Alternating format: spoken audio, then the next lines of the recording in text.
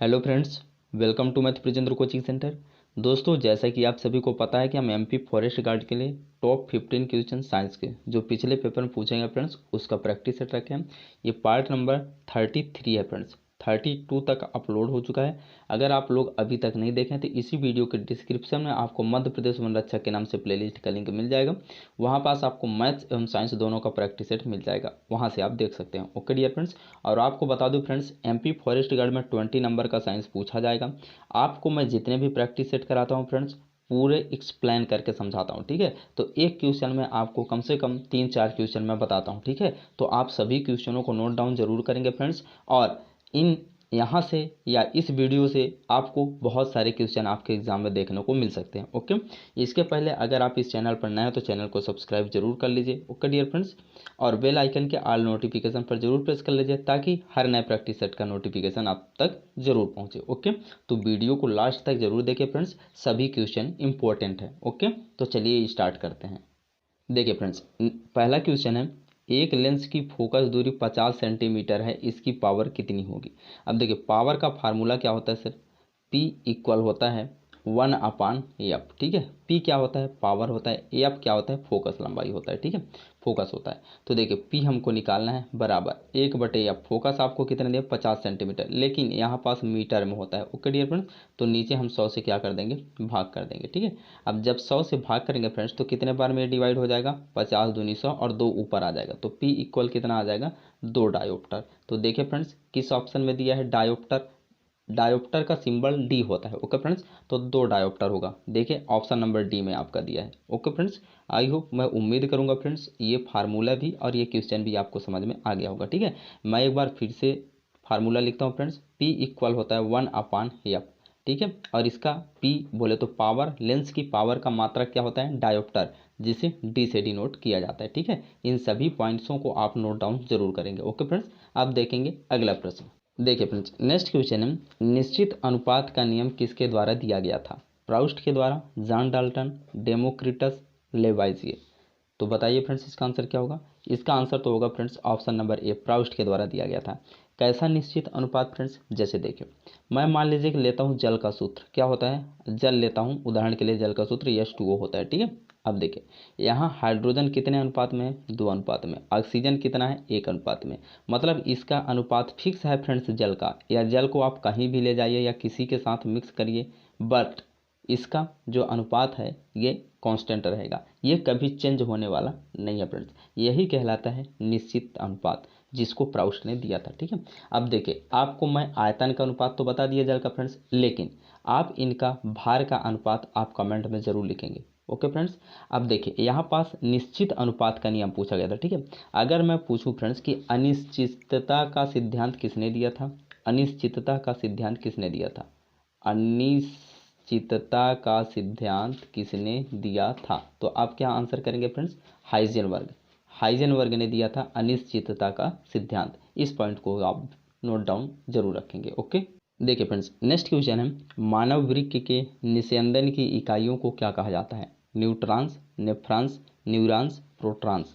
तो इसका आंसर कौन सा बनेगा friends, option number B, nephrons. अब देखिए, वृक्क जो होता है फ्रेंड्स, इसके 2 पार्ट होते हैं। ठीक है, कौन कौन सा होता है सर, एक कॉर्टेक्स होता है, एक मेडुला होता है। वृक्क जो होता है फ्रेंड्स, इसका आकार सेम के बीज की तरह होता है, इस प्रकार से। ठीक है, जो मूत्र का छनन करता है। ठीक है, मीन्स यूरिन में जो भी वेस्ट पदार्थ होता है उसको छानने का काम करता है वृक्क। ठीक है, तो इसके अंदर क्या पाया जाता है फ्रेंड्स, नेफ्रॉन पाए जाते हैं। ठीक है, बहुत छोटे छोटे पाए जाते हैं फ्रेंड्स। ठीक है, तो उन्हीं के मतलब पूछा जाए कि वृक्क का जो निस्यंदन की इकाई है, मतलब इसकी कार्य करने की जो इकाई है फ्रेंड्स, वो कौन कहलाता है, नेफ्रॉन। क्योंकि बहुत इसका सबसे छोटा पार्ट कौन सा होता है, नेफ्रॉन, जो ही यूरिन को क्या करता है, फिल्टर करता है। यहाँ से क्या निकालता है, यूरिया निकालता है, और भी वेस्ट पदार्थों को निकालने का काम करता है कौन, वृक्क। Okay dear friends, I hope ये क्वेश्चन भी आप सभी को समझ में आ गया होगा। ओके फ्रेंड्स, अब देखेंगे अगला प्रश्न। देखिए फ्रेंड्स, नेक्स्ट क्वेश्चन है, जिस बिंदु पर सभी किरणें मिलती हैं उसे क्या कहा जाता है, द्वारक, मुख्य अक्ष, पोल और फोकस। देखिए फ्रेंड, जो दर्पण होता है ना फ्रेंड्स, मैं मान लीजिए अवतल दर्पण बना रहा हूँ। ठीक है, अवतल दर्पण में बाहर की तरफ क्या होती है, पालिश होती है। ठीक है, और अंदर की तरफ क्या होता है, परावर्तक सतह होता है। ठीक है, ये अवतल दर्पण हो गया। ठीक है, यहाँ से एक प्रिंसिपल होता है, मुख्य अक्ष होता है। ठीक है, और देखिए मुख अचो, अब ये दर्पण कोई गोला रहा होगा ना फ्रेंड्स, तभी ना इसको काट के बनाया गया। आप बोलेंगे यस सर, तो गोला रहा होगा तो इसका केंद्र भी रहा होगा, यस। जब केंद्र रहा होगा फ्रेंड्स तो उसका यहाँ पास मैं मान लेता हूँ केंद्र रहा होगा, सी, ठीक है। अब ये जो बीच वाला दर्पण पर जो मुख अक्ष टच कर रहा है फ्रेंड्स यहाँ पास, ये क्या कहलाती है, पोल कहलाती है, बोले तो ध्रुव, ठीक है। अब देखिए जो वक्रता केंद्र बोले तो यहाँ से और आपका पोल की बीच की जो दूरी होती है फ्रेंड्स, यहाँ से यहाँ तक की जो डिस्टेंस होती है वो क्या कहलाती है, वक्रता त्रिज्या, ठीक है। क्या कहलाती है, वक्रता त्रिज्या, ठीक है। अब यहीं पास बीच में सेंटर में होता है फ्रेंड्स फोकस, क्या होता है, फोकस, ठीक है। जो वक्रता त्रिज्या का क्या होती है, आधी होती है, ठीक है। ध्यान से समझिए फ्रेंड्स, बहुत अच्छे से समझाने का आपको कोशिश कर रहा हूँ, ठीक है। आपसे अगर पूछा जाएगा कि फोकस की लंबाई कितनी होती है, तो वक्रता त्रिज्या की क्या होती है, आधी होती है। ये वक्रता त्रिज्या हो गई फ्रेंड्स, इसकी आधी तो ही है फोकस दूरी, ठीक है। या आपसे पूछा जा सकता है कि आर बराबर कितना होता है, तो F upon two. No friends, R बराबर कितना हो जाएगा, टू एफ हो जाएगा। क्यों सर, क्योंकि टू एफ का दूरी इधर, एफ दूरी इधर, टू एफ बराबर आर होता है, ठीक है। या आपको एफ बराबर पूछा जाएगा तो आपको आर अपान टू बताना पड़ेगा, ओके। ये दोनों कंसेप्ट आप पहले तो नोट डाउन कर लीजिए, ठीक है। इसके बाद देखिए आपसे पूछा जा रहा है कि जिस बिंदु पर सभी किरणें मिलती हैं उसे क्या कहा जाता है। अब देखिए फ्रेंड्स, जो मुख्य अक्ष के समानांतर कोई भी प्रकाश की किरणें आप जब निकालेंगे ऐसे, ठीक है, इस प्रकार जब निकालेंगे तो यहाँ से मतलब दर्पण से टकराने के बाद कहाँ से गुजरेगी, फोकस से गुजरेगी, ठीक है। कहीं से भी आप कोई भी प्रकाश की किरण निकालेंगे फ्रेंड्स, वो हमेशा टकरा करके पहले फोकस से ही गुजरती है, ठीक है। तो देखिए पूछ रहा है कि उसे क्या कहा जाता है जहाँ पास सभी प्रकाश की बिंदुएं मिलती हैं या सभी किरणें मिलती हैं, तो उसे क्या कहते हैं, फोकस। देखिए किस ऑप्शन में दिया है, ऑप्शन नंबर डी आपका सही हो जाएगा, ओके फ्रेंड्स। मैं उम्मीद करूंगा फ्रेंड्स कि ये कंसेप्ट आप सभी को बहुत अच्छे से क्लियर हो गया होगा। अगर हो गया फ्रेंड्स तो वीडियो को थम्स अप करके मीन्स लाइक करके शेयर जरूर करिए, हमारा आपसे यही उम्मीद होती है, ओके फ्रेंड्स। आपको बेस्ट से बेस्ट कंटेंट दे करके ही हम समझाएंगे, ठीक है। बशर्ते आपका प्यार एवं सपोर्ट की हमें बहुत ज़रूरत है, ठीक है। बहुत स्टूडेंट्सों को ऐड करिए, बताइए, ठीक है। एक बार वो क्लास लें, उनको खुद समझ में आ जाएगा, ठीक है फ्रेंड्स। अब देखेंगे अगला प्रश्न। देखिए फ्रेंड्स नेक्स्ट क्वेश्चन है, निम्नलिखित में से कौन एक अर्धचालक है। पीबी, पीबी मीन्स क्या होता है फ्रेंड्स, गैलेना, बोले तो शीशा होता है, प्लम्बम, ठीक है। इसका कांच होता है, पीबी किसका सिंबल होता है, कांच का, ठीक है। आगे देखिए, आगे बोला जा रहा है जीए, ये किसका सिंबल होता है, गैलियम का होता है। आप नोट डाउन भी करते जाएंगे फ्रेंड्स अगर नहीं आता है आपसे, ओके। आगे देखिए, अब एशियन किसका होता है फ्रेंड्स, टीन का होता है, किसका होता है, टीन का, ठीक है। अब आगे देखिए जीई किसका होता है, जर्मेनियम का, किसका होता है फ्रेंड्स, जर्मेनियम का, ठीक है।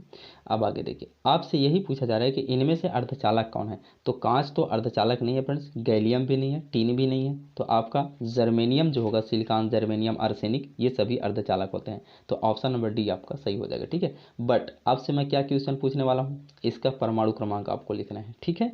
अब देखेंगे अगला प्रश्न। देखिए फ्रेंड्स नेक्स्ट क्वेश्चन पूछ रहा है कि परमाणु क्रमांक 16 का एक तत्व तो आवर्त सारणी के किस आवर्त में उपस्थित होता है। अब देखिए फ्रेंड्स, आपको मैं बताया था फ्रेंड्स कि आपको परमाणु क्रमांक 1 से लेकर 30 तक तो याद रखना ही रखना है, ठीक है। आप याद कर लिए होंगे आई होप, अगर अभी तक याद नहीं किए हैं तो याद करना आपका परम कर्तव्य है, ओके फ्रेंड्स, इसको जरूर याद कर लीजिए, ठीक है। जैसे hydrogen, helium, lithium, beryllium, boron, carbon, nitrogen, oxygen, fluorine, neon, sodium, magnesium, aluminium, silicon, phosphorus, sulphur, chlorine, argon, potassium, calcium, scandium, titanium, vanadium, manganese, iron, cobalt, nickel, copper, zinc, यहाँ 30 तक, ओके फ्रेंड्स। अब आगे देखिए, यहाँ पूछा जाए परमाणु क्रमांक 16 का एक तत्व किस सारणी, आवर्त सारणी के किस आवर्त में उपस्थित है। अब देखिए पहले आवर्त में कितने तत्व होते हैं, मतलब कितने इलेक्ट्रॉन होते हैं फ्रेंड्स, 2 होते हैं, ठीक है। अब दूसरे आवर्त में कितने होते हैं, 2, 8 होते हैं। तीसरे आवर्त में कितने होते हैं, फिर से 8 होते हैं, ठीक है। 2, 8, 8, चौथे आवर्त में 18, ठीक है। 2, 8, 8, पाँचवें आवर्त में 18, ठीक है। ध्यान से समझिए फ्रेंड्स, 2, 8, 8, 18, 18, अब छठवें और सतवें में कितने कितने होते हैं, 32, 32, ओके। इसको आप जरूर याद रखिए, ठीक है। तो देखिए आपसे यही पूछा जा रहा है, अब यहाँ से आप निकाल सकते हैं। देखिए किस आवर्त में परमाणु क्रमांक 16 वाला तत्व आएगा। अगर पहले पर होता तो 2 इलेक्ट्रॉन होता है, ध्यान से समझिए, ठीक है। जब दूसरे आवर्त में होता तो 8 और 2 जोड़ देंगे तो 10 इलेक्ट्रॉन होते, ठीक है। और तीसरे आवर्त में अगर होता तो 8 दूनी 16 और 17 18 इलेक्ट्रॉन होता, ठीक है। तो देखिए 18 नहीं है फ्रेंड्स, 16 है, तो देखिए 8 2 10, दूसरे तक तो 10 आता है, तो दूसरे में तो होगा नहीं, पहले में तो ऑलरेडी नहीं होगा। अब तीसरे में वही जाएगा फ्रेंड्स, क्योंकि 8 दूनी 16 17 18 18 आ रहा है, 16 के बाद थोड़ा 2 इलेक्ट्रॉन आगे आ रहा है, ठीक है। तो ये किस में होगा, आवर्त थर्ड में ही होगा। ओके फ्रेंड्स, अब चौथे में चले जाएंगे तो ज़्यादा हो जाता है फ्रेंड्स, तो ये तीसरे आवर्त में ही आएगा। आप इस तरह से भी इसको निकाल सकते हैं। ओके डियर फ्रेंड्स, वैसे तो मैं आपको बताया कि 1 से लेकर 30 तक आपको याद रखना ही रखना है। ओके, अब देखेंगे अगला प्रश्न। देखिए फ्रेंड्स, नेक्स्ट क्वेश्चन है 100 वाट का विद्युत बल्ब एक दिन में 8 घंटे उपयोग किया जाता है। एक दिन में बल्ब द्वारा उपयोग किए जाने वाली ऊर्जा कितनी होगी, कितनी इकाई में होगी। तो देखिए फ्रेंड्स, इसको निकालने के लिए एक फार्मूला होता है, क्या, वाट मल्टीप्लाई बाई समय, टाइम, ठीक है, कितने दिन कितने घंटे के लिए, ठीक है। यहाँ मैं लिख देता हूँ पहले आवर, ठीक है, आवर मल्टीप्लाई बाई डे, आप ध्यान से याद रखिए, ठीक है। वाट मल्टीप्लाई बाई आवर बोले तो घंटा मल्टीप्लाई बाई डे, ठीक है। अब देखिए अपान में होता है आपका फ्रेंड्स 1000, ठीक है, 1000, ठीक है, बराबर क्या होता है, 1 यूनिट होता है। कितना होता है फ्रेंड्स, 1 यूनिट, ठीक है। तो देखिए इसी फार्मूले पर हम रख के इसका आंसर निकालेंगे। तो कितने वाट का है बल्ब, 100 वाट का है, ठीक है। अब आगे देखिए कितने घंटे के लिए जल रहा है, 8 घंटे के लिए। कितने दिन के लिए जल रहा है, 1 दिन के लिए। अब नीचे 1000 से क्या कर देंगे, भाग कर देंगे, ठीक है। तो नीचे क्या आएगा, इधर बराबर में क्या आएगा, यूनिट निकल के आएगा, ठीक है। तो देखिए 1 2 2 जीरो से 2 जीरो कैंसिल आउट हो जाएगा, ठीक है। इसको 4 से मैं कैंसिल आउट 2 से करता हूँ, 2 चौको 8 और 2 पंचे 10। तो कितना आया फ्रेंड्स, इसको जब आप भाग करेंगे 4/5 को तो पॉइंट लग जाएगा, 40 हो जाएगा, 5 8 40। तो देखिए 0.8 इकाई आएगा। देखिए किस ऑप्शन में दिया है, ऑप्शन नंबर डी आपका सही हो जाएगा। ओके फ्रेंड्स, आई होप, मैं उम्मीद करूंगा फ्रेंड्स कि ये क्वेश्चन भी आप सभी को बहुत अच्छे से क्लियर हो गया होगा। ओके, अब देखेंगे अगला प्रश्न। देखिए फ्रेंड्स, नेक्स्ट क्वेश्चन है, एक वस्तु में 20 केजी द्रव्यमान और 10 न्यूटन केजी-1 के गुरुत्वाकर्षण के साथ 400 जूल की स्थितिज ऊर्जा होती है, तो वस्तु की ऊंचाई कितनी होगी। आपसे हाइट पूछा जा रहा है फ्रेंड्स। आप बोलेंगे सर आज बहुत न्यूमेरिकल कराएं। देखिए फ्रेंड्स, अगर मैं आपको कराऊंगा नहीं, एग्जाम में पूछ लिया जाता है, तो फिर आप बोलेंगे सर आप तो नहीं कराए थे। इसलिए मैं आपको हर टाइप का क्वेश्चन कराने की कोशिश कर रहा हूँ फ्रेंड्स।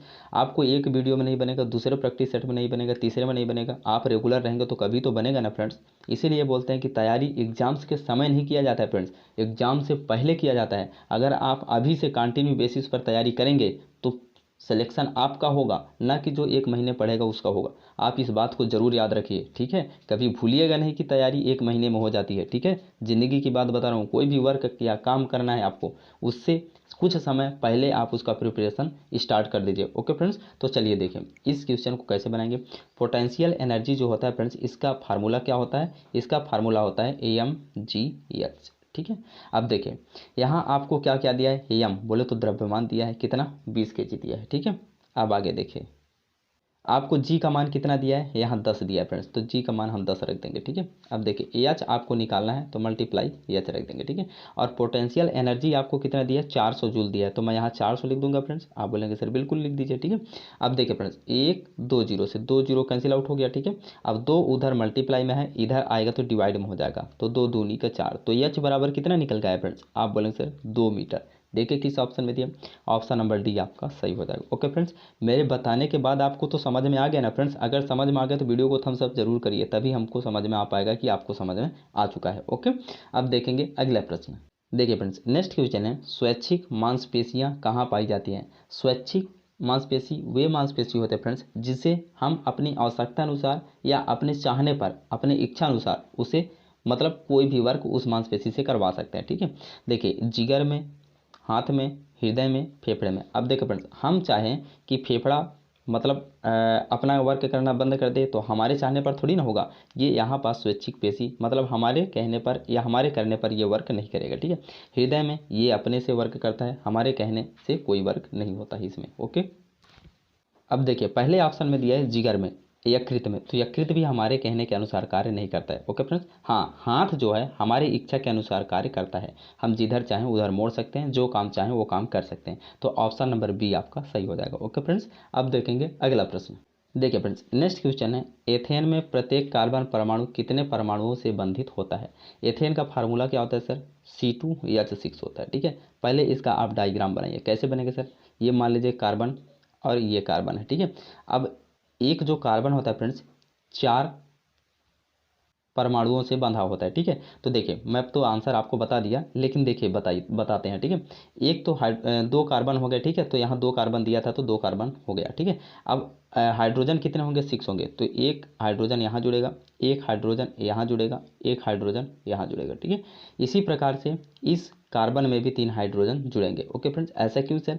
ऐसा इसलिए फ्रेंड्स कि कोई भी कार्बन परमाणु होता है वो हमेशा 4 परमाणुओं से ही ऐड होता है, मीन्स जुड़ा होता है। ठीक है, तो देखिए यही पूछा गया था कि एथेन में प्रत्येक कार्बन परमाणु कितने परमाणुओं से बंधित होता है, तो कितने से बंधित है? ये जो कार्बन परमाणु है फ्रेंड्स बीच वाला ये, तो कितने कितने से? इससे है 2 3 4, 4 से बंधित है। आप बोलेंगे यस सर। अब देखिए अगर आपसे पूछा जाता है फ्रेंड्स कि यहाँ पास एथेन में एक कार्बन परमाणु कितने कार्बन परमाणुओं से जुड़ा होता है, तो आप बोलेंगे सिर्फ एक कार्बन परमाणु से जुड़ा होता है। ठीक है, अगर यहीं पास आपसे पूछ लिया जाता है फ्रेंड्स कि एथेन में एक कार्बन परमाणु कितने हाइड्रोजन परमाणु से जुड़ा होता है, तो 1 2 3 हाइड्रोजन परमाणु से जुड़ा होता है। ओके, तो इसका आंसर कौन सा बनेगा friends? Option number C. Okay, I hope, मैं उम्मीद करूंगा फ्रेंड्स कि ये बहुत अच्छे से आपको समझ में आ गया होगा। ओके, अब देखेंगे अगला प्रश्न। अगर समझ में आ गया फ्रेंड्स तो वीडियो को थम्स अप कर दीजिए, जरूर लाइक जरूर कर दीजिए, तभी हमको समझ में आएगा। ठीक है, अब देखेंगे अगला प्रश्न।